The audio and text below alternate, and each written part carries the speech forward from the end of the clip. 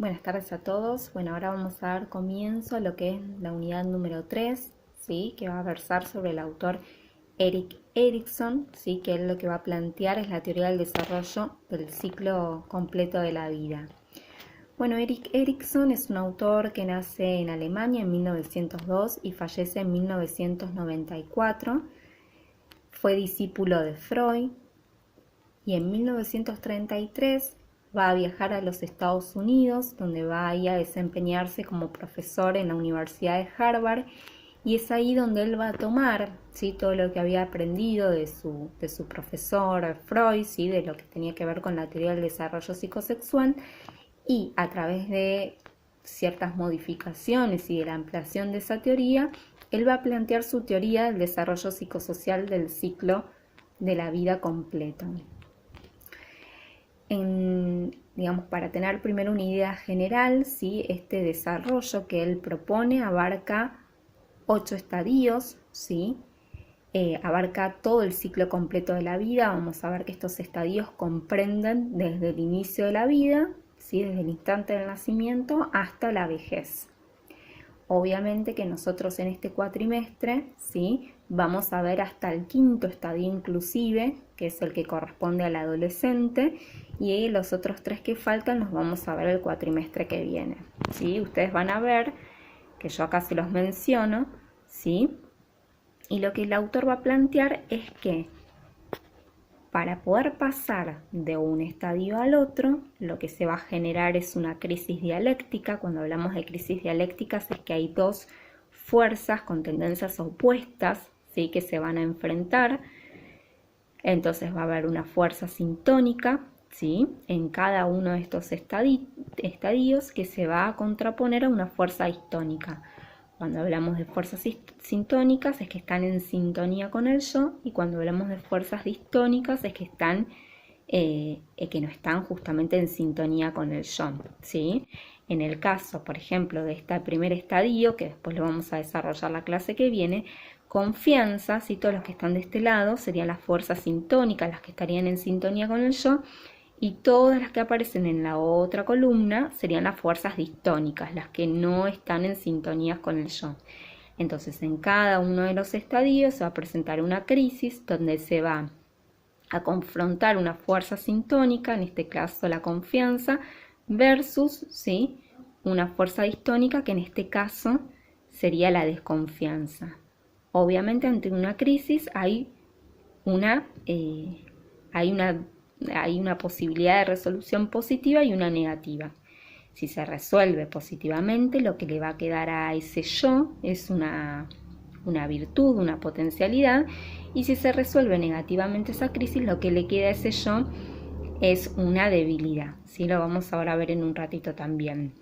Lo que va a plantear Erikson además es que estos estadios, ¿sí?, son jerárquicos en el sentido de que cada uno es correlativo al otro en este orden específico, y que siempre se van a integrar, ¿sí?, con las cualidades y las limitaciones de los estadios anteriores. Volviendo un poquito a lo que decía antes, ¿no?, de que Erikson fue discípulo de Freud y toma sus enseñanzas, y lo que va a hacer es ampliar y modificar su teoría un poco para armar su propia teoría. ¿Cuáles son las modificaciones que, por ejemplo, realiza en comparación con la teoría de Freud? Una es que incrementa el entendimiento del yo, o sea, va a entender a esta estructura como aquella que tiene una fuerza mucho más intensa, vital y positiva, ¿sí?, a diferencia de cómo lo planteaba Freud, que va a tener una capacidad organizadora para poder reconciliar estas fuerzas sintónicas y distónicas, que va a tener capacidad para resolver las crisis, tanto aquellas crisis que son intrínsecas al ciclo vital, que eran las que vimos hace un ratito, las que sí o sí se van a presentar para poder pasar de un estadio a otro, como aquellas otras crisis que puedan surgir en la historia evolutiva del sujeto. También va a hacer más hincapié, si se quiere, en el aspecto social. De hecho, Erikson, en cada una de las etapas de los estadios, vamos a ver que va a mencionar cuál es la persona significativa, ¿sí?, para para ese estadio.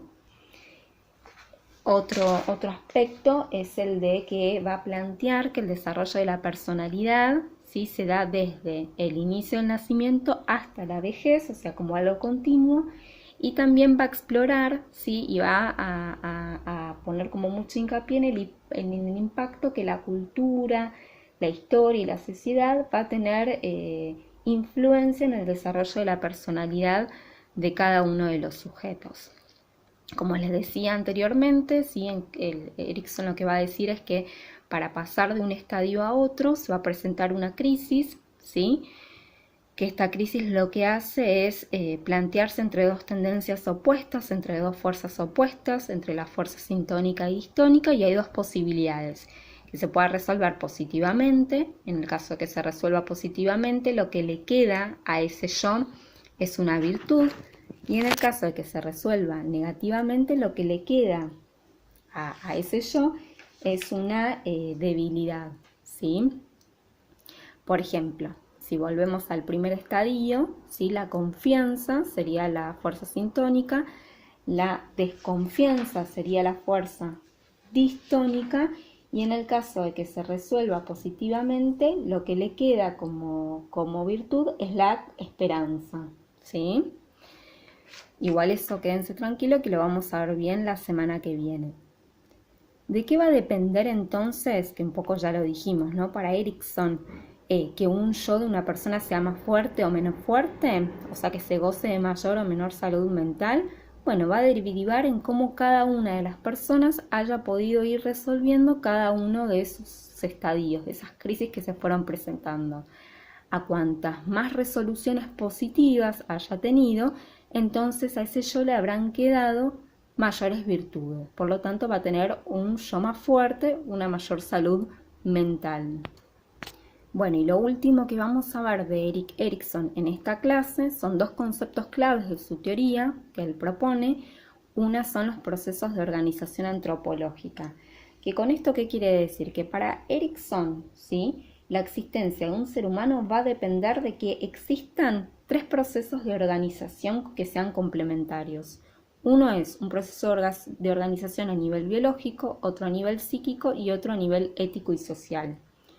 Cuando habla de estos procesos de organización biológicos, se refiere a toda aquella organización que tiene que ver con el soma, con el cuerpo, ¿sí?, a nivel de los sistemas biológicos, orgánicos, del desarrollo fisiológico. Cuando habla de los procesos de organización psíquicos, se refiere a toda aquella organización que tiene que ver con las experiencias del yo, de su psiquis, de las experiencias personales y relacionales que tenga esa persona. Y cuando habla de los procesos de organización ético-social, se refiere al ethos, ¿no?, a todo lo que tiene que ver con la organización cultural, la ética espiritual. Y otro concepto muy importante para Erikson es el del principio epigenético, ¿sí?, que en realidad lo que él quiere explicitar con el principio epigenético es que para él todo ser humano al momento de nacer tiene como un plan básico de desarrollo, ¿sí?, y que en ese plan de desarrollo va a haber momentos puntuales en donde van a ir surgiendo, ¿sí?, estos estadios, que son los 8 estadios que yo mencioné anteriormente, y que cada uno de estos estadios tiene un momento específico donde va a surgir, donde se va a desarrollar y va a madurar, ¿sí?, hasta que obviamente se completa el ciclo vital y ya es un todo en funcionamiento. Bueno, esto es lo que vamos a ver hoy de este autor Erik Erikson. Yo lo que les propongo, ¿sí?, es que puedan leer, ¿sí?, el apunte, aunque sea hasta donde vimos hoy, para así la próxima clase podemos ir desarrollando cada uno de los estadios.